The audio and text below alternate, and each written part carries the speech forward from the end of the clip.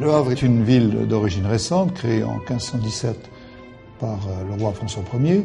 C'est aussi un très grand port, le deuxième port de France, une ville industrielle. C'est une ville qui a beaucoup souffert pendant la guerre. Elle a été détruite en septembre 1944 dans son centre, reconstruite naturellement par Auguste Perret et par son équipe. C'est une ville aussi aujourd'hui très moderne, très dynamique, avec une lumière exceptionnelle. Toutes les personnes sensibles à la lumière le constatent.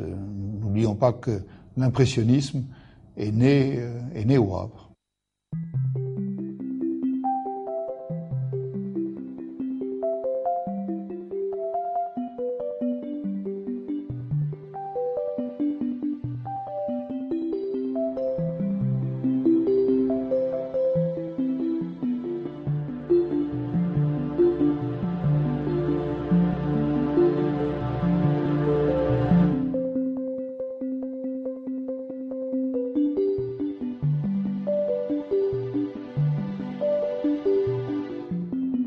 Dans tous les livres d'histoire, on évoque la ligne transatlantique Le Havre-New York comme un témoin essentiel des progrès qui ont accompagné la révolution industrielle.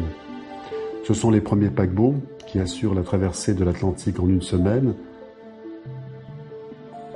Le Havre, c'est aussi une ville marquée par une certaine prospérité économique. Le port a bénéficié des échanges avec l'Amérique, avec l'Afrique et les Antilles, à travers le commerce du coton, des bois exotiques, du cacao et du café. C'est une ville d'armateurs et de négociants. Il y a au Havre un esprit d'entreprise. La ville est conçue un peu à la manière de Chicago, comme une ville instrumentale qui définit un rapport productif à son territoire.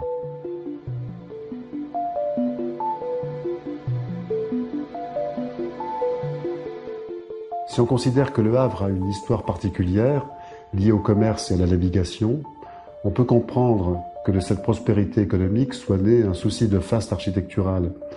On le constate dès le XIXe siècle, avec l'implantation de grands équipements. L'hôtel de ville est à ce point monumental qu'on l'appelle le Petit Louvre.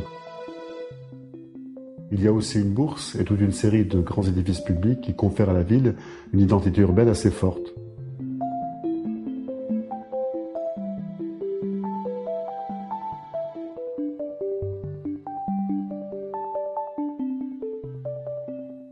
Évidemment, les générations qui parlent de l'avant-guerre sont de moins en moins nombreuses, mais même les générations qui n'ont pas connu l'avant-guerre continuent quelquefois à transmettre le discours sur le thème avant-guerre. Il y avait la ville, il y avait la rue des Galions, il y avait des maisons closes, des marins, une vie animée, des bars, enfin toutes choses qui, dans l'imaginaire des gens, continuent à faire un petit peu rêver.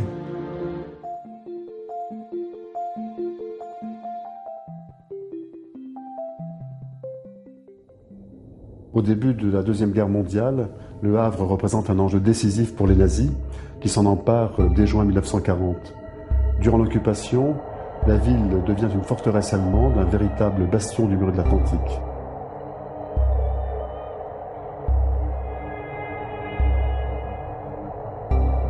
Malgré la proximité géographique du débarquement, le 6 juin 1944, à moins de 60 km du Havre, La ville ne sera libérée que 3 mois plus tard, après de terribles bombardements.